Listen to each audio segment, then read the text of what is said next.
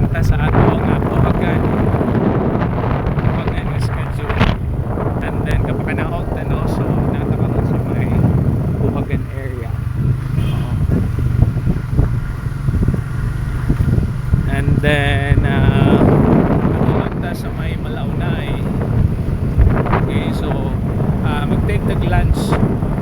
Okay, so during a part makita niyo na nice kayo ang view nato diri. Okay, natawan niyo ang dalan. Okay, kayo makikita niyo na maning day mga pork roads.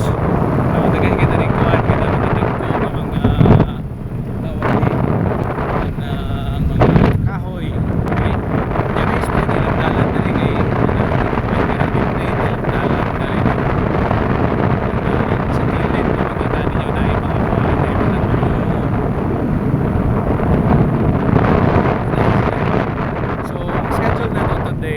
morning session lang ta, so wala tay hapon. So karong hapon no kanang makapagusto ta. No, so lang tawar ko ninyo ni diri na mga kuan diri no, na mga acacia tree. Na makita ninyo no along the way. Nice kayo. Away sa alang tawa. So na yung mga patsyada kaya diri nga mga views, no?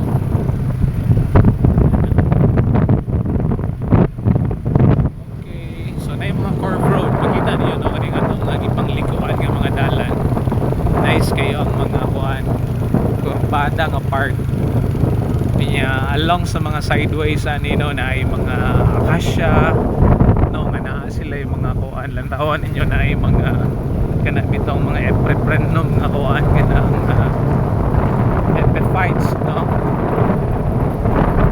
na sa Meraf Road park.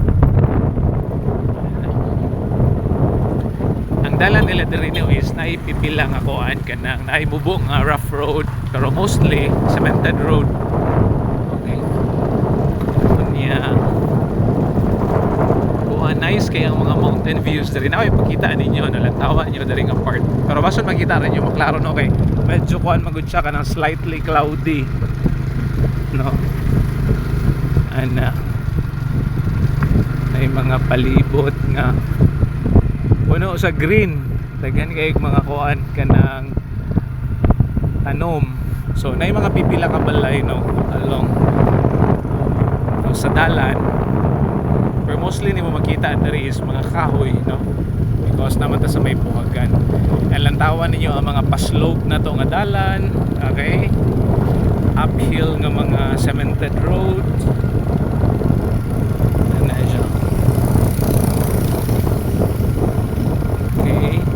Dari nga part ako ipakita ninyo no lantawan ninyo no na ay nice view. Mountain view.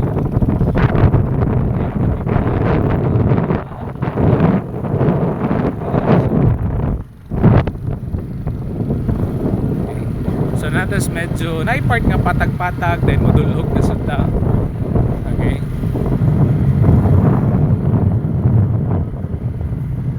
Udto maron so init diri karon pero kanang early morning o kanang hapon na sus magsugod nagbugnaw diri. Then if kanang magulan-ulan expect yun mo ng fog.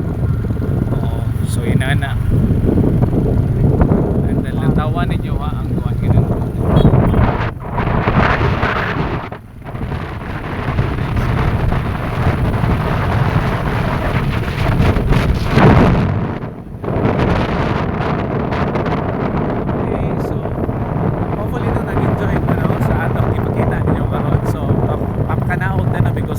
lunch. Okay, so mayo pagpaniud to sa tanan. Okay, amping ang tanan. Bye bye, God bless everyone.